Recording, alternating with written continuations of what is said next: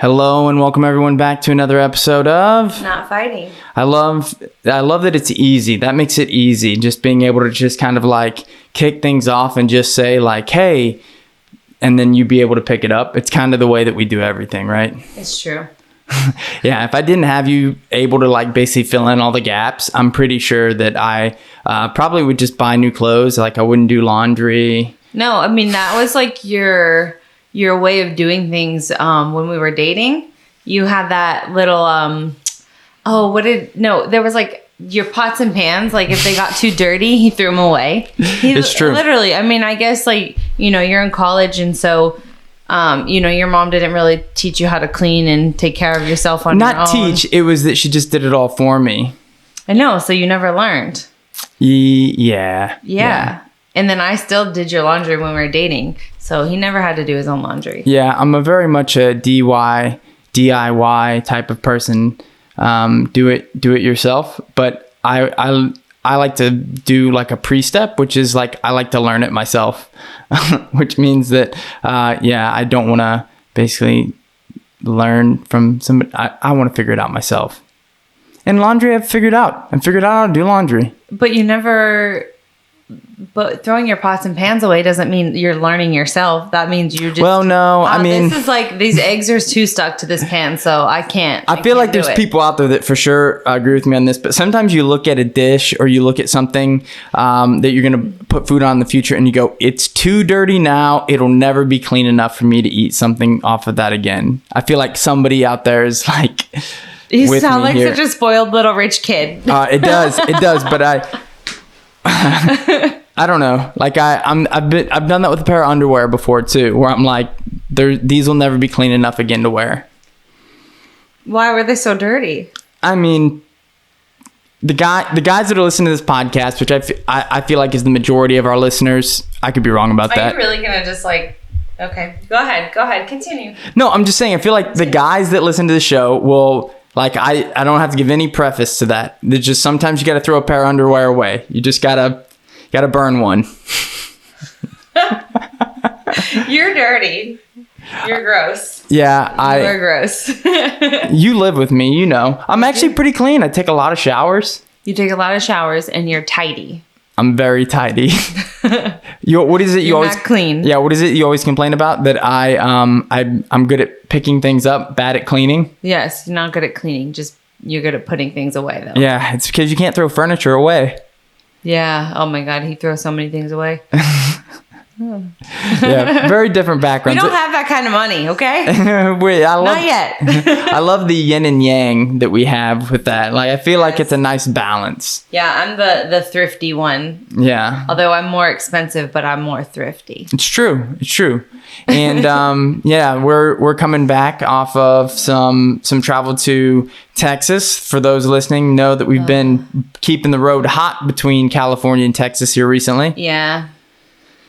Another opportunity to compete. So you got to fight again a little bit. In this time it was the Third Coast Grappling Female Kumite. So what did you think about the event going into it? And I don't know, like there's not a lot of jiu-jitsu going on right now for those that maybe aren't familiar with competition or all this stuff going on. Maybe fill us in on what's got, or what's the, I don't know why I said it that way. I was going to say like 10 things and I said I mean, I don't know what to say about the event. I competed. It was like a under 160 bracket. So I was one of the smaller girls and it was a really tough bracket. There was a lot of good fights. It's nice to see women getting, some more opportunity to compete and getting a little bit more press and coverage.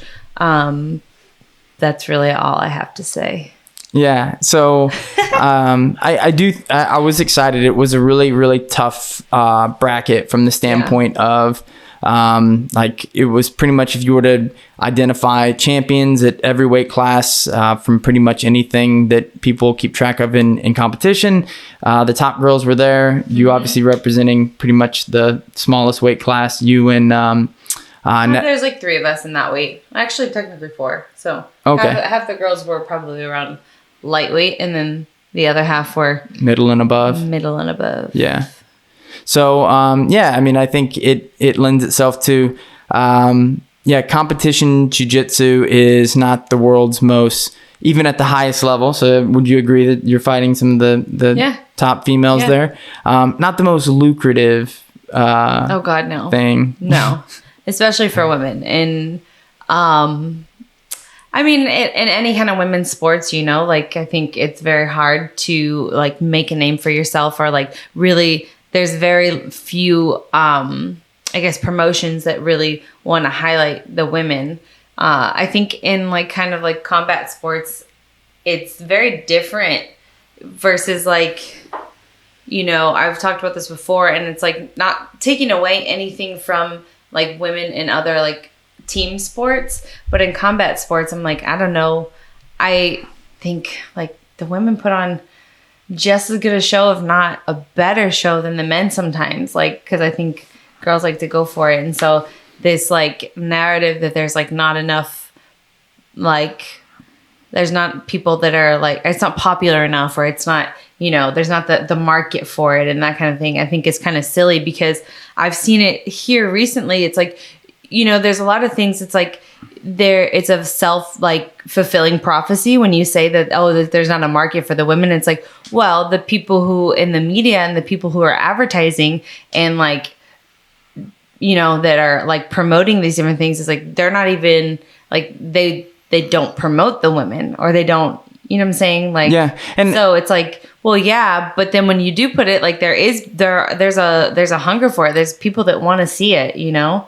And I've even talked to a couple of guys recently, like, because of like coronavirus and like not being a lot going on other than like, you know, UFC, like, so MMA's been like going this whole time, and then these like pro events in jiu-jitsu. And I think that that's something that has like kind of given like women's combat sports like a little bit more like of a platform and a boost, because I've talked to guys recently where like, yeah, like I've been watching some of the girls fights, like you guys are awesome, like those kinds of things. So I don't know. So you brought up MMA, and I think it's a really good example of like, you know, Dana White a long time ago said, the president of the UFC said, you know, women will never fight in the UFC. And then along came Ronda Rousey, and she became arguably one of their two biggest stars ever. You know, she's like, you know, it's easy to have a short-term memory, but Ronda was like the biggest thing in the UFC for a while. Yeah, for sure. And so there's always like those superstar exceptions. But one of the things I'm a fan of, those that know, I'm a fan of Mark Twain. And he said, supposing is good, finding out is even better. And I do think this is a topic I'd like to dive into more in the future. But I think people make a lot of assumptions about what's popular and what makes money and things like that in the sport. And we are going to do a little bit more research and get back to this topic. But because you brought up MMA, I did want to talk more about something that we've been talking about a lot, which is MMA and jiu-jitsu. And can you make that transition from jiu-jitsu to MMA, and how hard is it? And I think, you know, you fulfill the supposing is good, finding out is even better, because it's something that you're gonna try. I'm gonna find out. I'm gonna find out. So that's something that recently here I have decided that, you know, I just like wanted to change things up a little bit and like just kind of push myself a little bit further. And I've been, you know, fortunate enough to be exposed to like some really great people, like coaches and athletes, like that have been, you know, in the game and doing it for a long time, and kind of like have them like pushing me and guiding me and mentoring me through this whole process. So,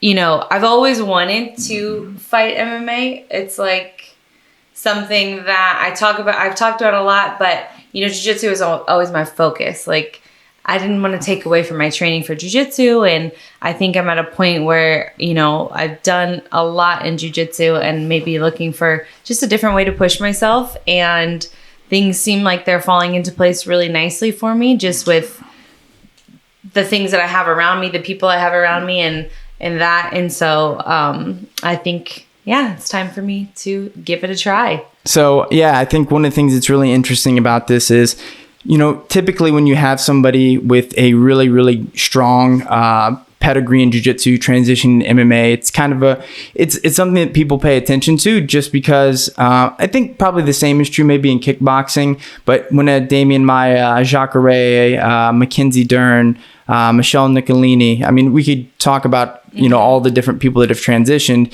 You're basically taking the excellence in one sport and you're transitioning to one that's slightly different, but that skill set is still required. So I guess, having had a chance here recently specifically to train a lot of MMA, cornering some prominent female MMA fighters and helping them get ready, I guess, like, where do you see your grappling ability being able to aid you in the transition to MMA?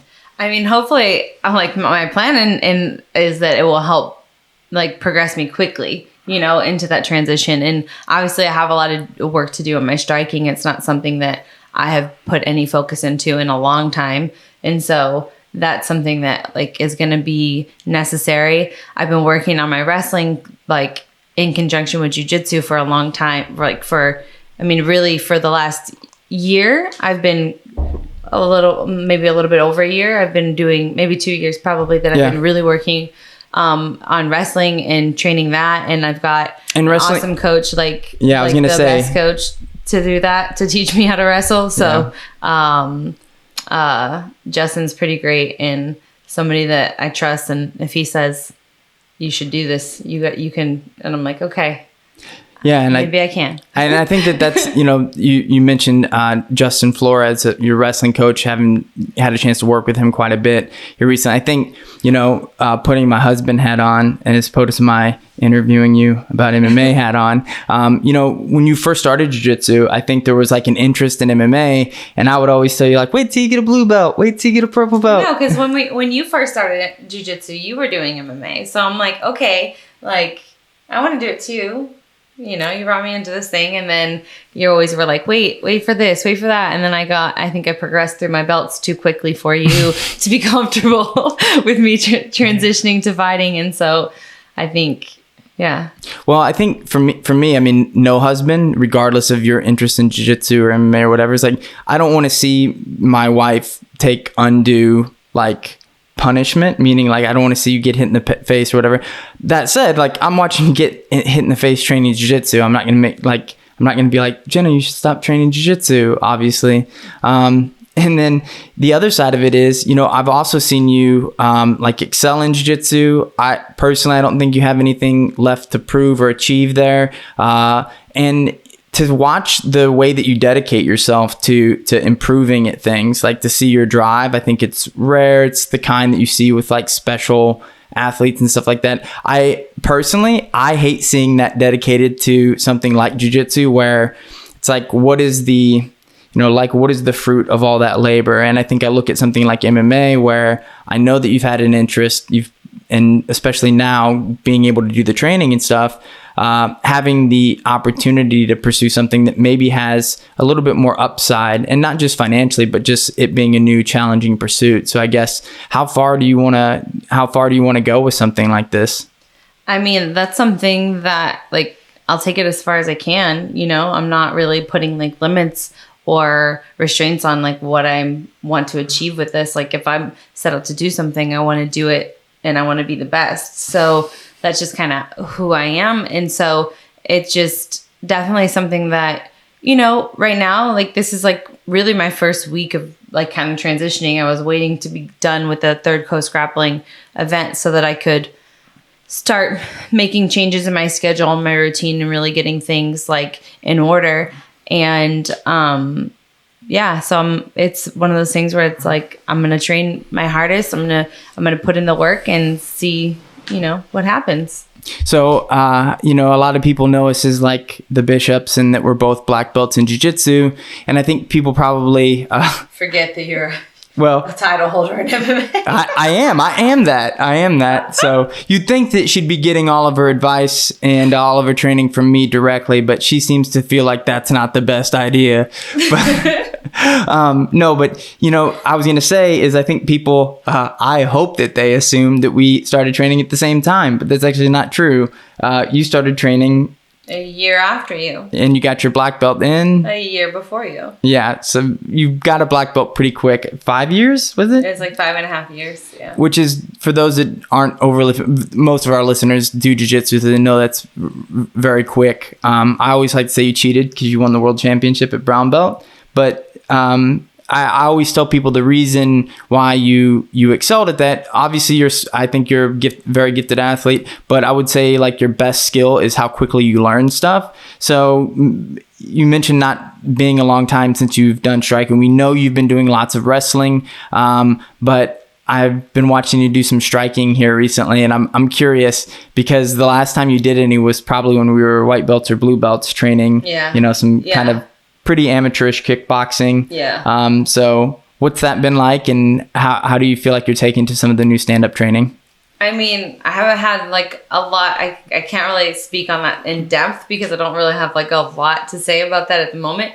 But it's fun, and I really like, I enjoy it because it's like a new challenge. This is something different for me, and I have a lot of friends around me that have been trying to get me to do Muay Thai because like they do it and like they think it'd be fun. They just want me to start doing that stuff, and I'm like, yeah, but like jiu-jitsu, and I'm always tired because of jiu-jitsu. And now I was telling you earlier that like this week where it's kind of like freeing to not have to be stuck to that schedule of like every day, like it's comp training and then, training at night and just like that kind of thing, because it's really tiring and it was like wears you out to where it's hard to focus on anything else. And so now I can kind of pick and choose, or not pick and choose, but I can set up my schedule like a little bit differently and arrange things to where it makes sense for me to have those, and I still get to train jiu-jitsu, and I then add my striking, add my wrestling, my strength and conditioning, and but the striking part, it's fun. Like I like learning new things. It's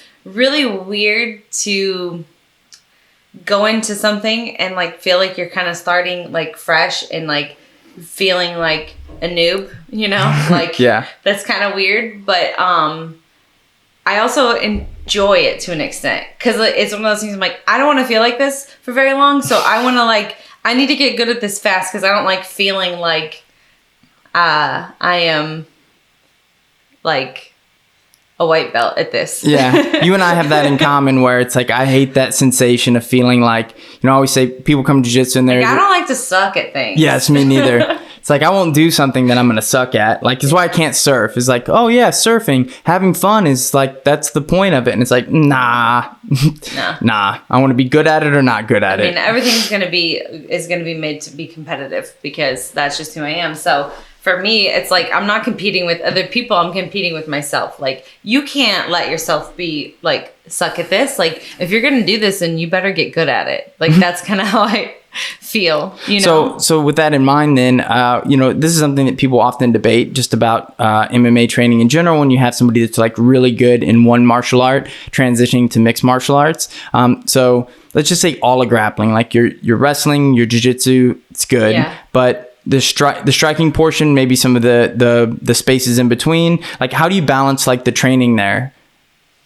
Do you focus on the strengths, how much grappling, how much striking, I mean, honestly, my plan right now, my focus is just to really work my striking and my wrestling. My jiu-jitsu is solid. That's not going anywhere. And with wrestling and other things grapple, I'm going to be doing more jiu-jitsu. It's not I'm not training jiu-jitsu. So, and that stuff doesn't go away. So I really want to focus on the areas where I'm weak right now, where I have holes and things that I need to work on so that I can kind of bring that up to a level where it's good enough to let me use my jiu-jitsu, Yeah. That's kind of my plan.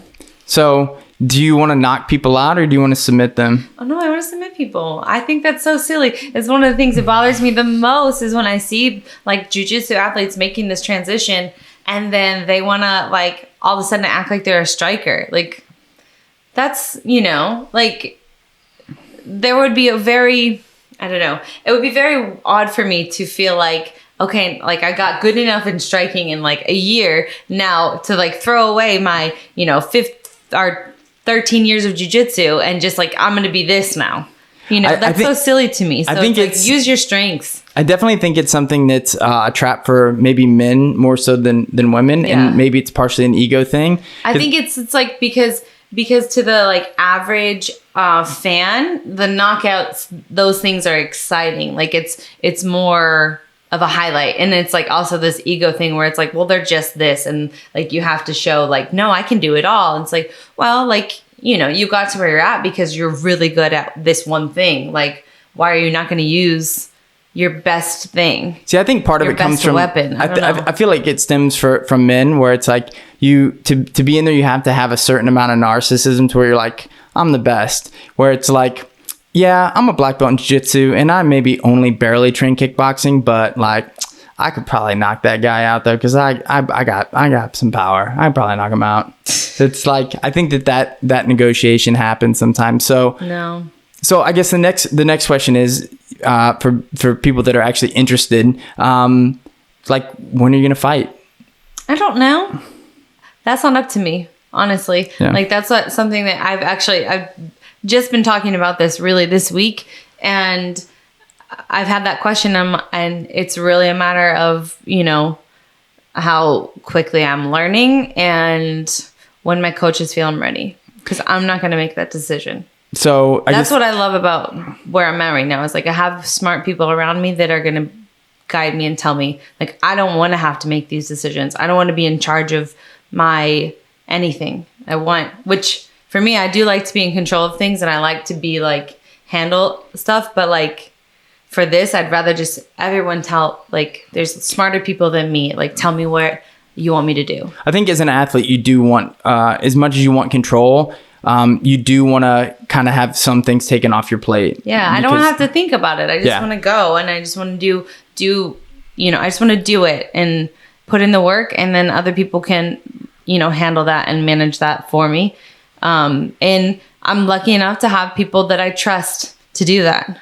Yeah, and I know from me, you know, like thinking about, you know, having my wife fight MMA, something I'm still like, I'd rather you not than do it. I also look at just basically the people that you have around you and just knowing like you couldn't have just better folks helping you prepare for something like that. And then just the connections that you have in the space.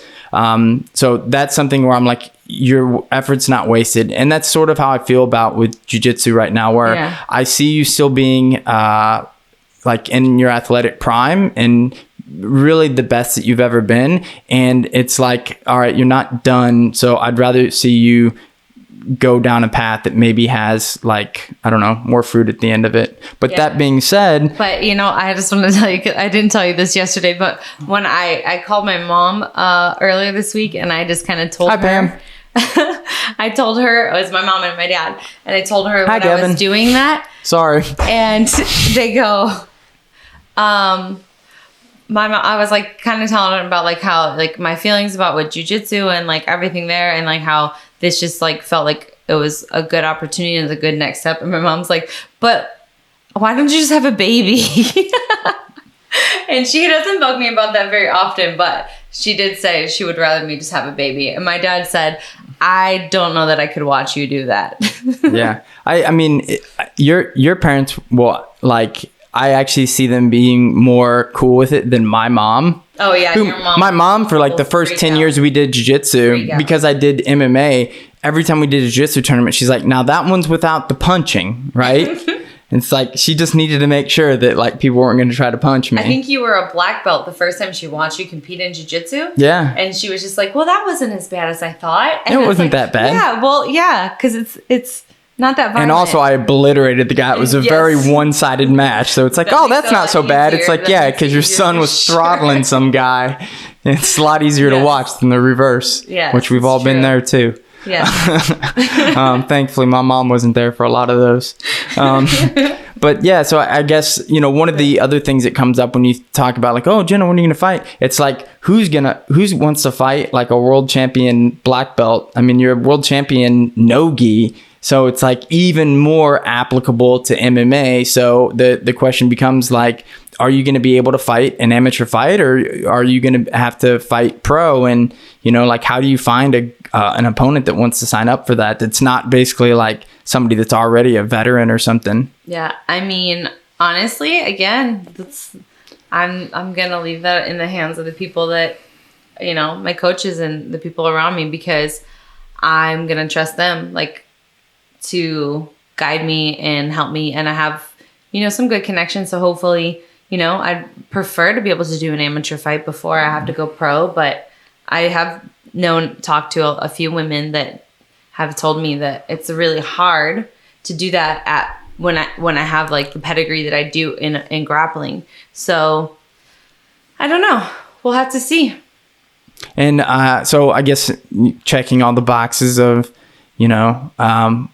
what people would want to know, the MMA world. So what weight class will you compete at? I think I'll be at 125. And in jiu-jitsu, you competed typically at what weight classes? At lightweight, like 141 and a half, and then with the gi on, and then... and that's day of weigh-ins, by the way. Yeah, which no gi was like 134? 6. 134 and a half. Yeah, 134 and a half, and then... but I used to do featherweight all the time and cut down to like the 129 bracket. So that wasn't that difficult for me. Yeah. I've put on a little bit of size since then too. Muscle mass. Yeah. We actually just watched... Your girl is dense. In all the right spots. Yeah. So I guess like, we just watched this thing, Real Sports, about weight cutting in MMA, and, like all the examples they had of like really bad weight cutting, we both said the same thing, which is like, these are not people that are, like, these are just people that are in the wrong weight classes. They're just going down too low. Yeah. They're either in the wrong weight classes or it's something that they just, are doing the weight cuts in a dumb way. I think that there's a lot of people, and I've seen this just from like a lot of friends around me, like over the years that have fought MMA that have been in the wrong weight class, or like I see it all the time where you have like the MMA athletes was like, when I'm in camp, like that's the only time they're in shape. But then outside, like after a fight, they let themselves balloon up and get out of shape. And then it's like, you have to start from scratch almost to get back to that weight and that like level of conditioning. And I think more and more now, like people that are professionals don't do that as much, but it still happens a lot. And then you're hurting yourself so much. It's like you're cutting this weight to have an advantage, but then you take every advantage that you have away from yourself because you're so depleted and so like just in a bad way from the weight cut. And we talked before it's about just very like a old school, like bro science-y mentality. Yeah. And we talked about it yesterday about like, if you struggle so much with the weight cut that when you finally make weight, it feels like a victory. It's like, it really takes your focus off of trying to win the fight, which is the whole point. Oh yeah. Like that's the one thing that's like, I stopped cutting to featherweight because of that, because that's what I was going to say next. Just like, I was just making a list of all the foods I was going to eat. And I'm like, I just can't wait to weigh in. And with jiu-jitsu, it's like, you don't even have the full day, like the full, like 24 hours to rehydrate. So at least you're stepping on the mat right then, which is even worse because then you're depleted going into the fight. If you cut weight, yeah. If you cut the weight. But I think with like, even with MMA, it's like, there's plenty of fights where I have like next day weigh-ins. It's like, if you cut so much weight and that was such a struggle, that was the biggest battle of the whole fight camp, then you feel like you're done. Yeah. And then the fight, it's like, where's the fire? Where's the drive, the motivation to like actually fight, Yeah. And I think, that's the point I kind of want to make, was basically that like 125, I think is a pretty natural weight class for you. Yeah. Like it's not, I mean, when I hear the weights that some of the girls in that weight class cut down from, I'm like, man, like I know how it is for a female to cut weight, and that seems difficult. And yeah. I think, the lessons learned in grappling for a really long time will be really helpful in that. Cause I think women in general get bad advice about that, weight cutting in general. Yeah. From guys, because it's different, right? It's very different. Yeah, that's something. It's like we've cut weight together for different events, and it's like you'll go get in like a bath and lose like 8 pounds in like 30 minutes or something crazy, like, or like in an hour, realistically. Yeah, I mean, and then I'll sit in the bath for the same amount of time, and it's like 1.5 pounds, 2 pounds. Like my body doesn't like. I think we'd like naturally hold on to more water, I guess, or I think don't know. My answer to that question is boobs.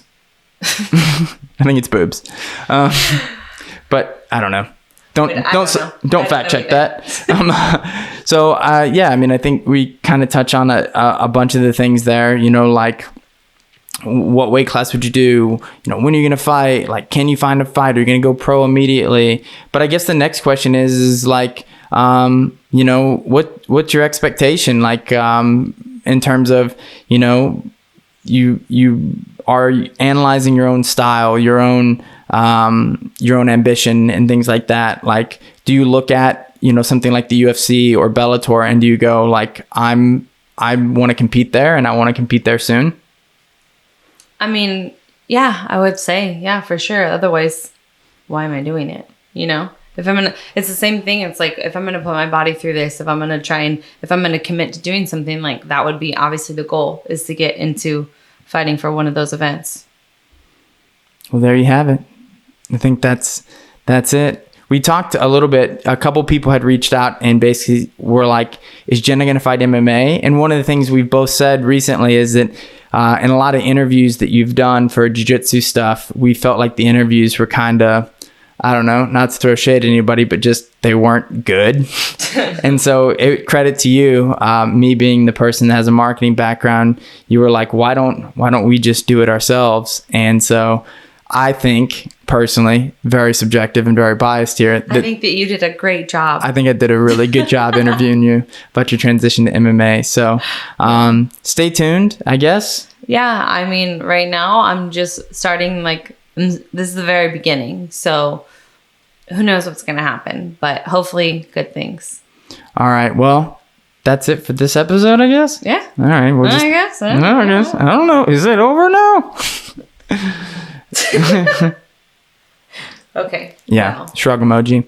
Anyways, all right. We want to thank everybody for listening to the podcast. We know that the episodes have kind of been about 2 weeks apart, just because of travel and stuff. But we want to thank everybody for listening. We'll continue to crank out new episodes as soon as we can. And yeah, if you have a chance to leave us a review or subscribe to the channels and all that stuff, it's just super helpful. And then share it with your like middle school science teachers, valedictorian of your senior class, anybody else in particular they should share it with? Your dogs. Yeah, we're big on dog Instagram. All right, thanks everybody for joining us on another episode of Not Fighting.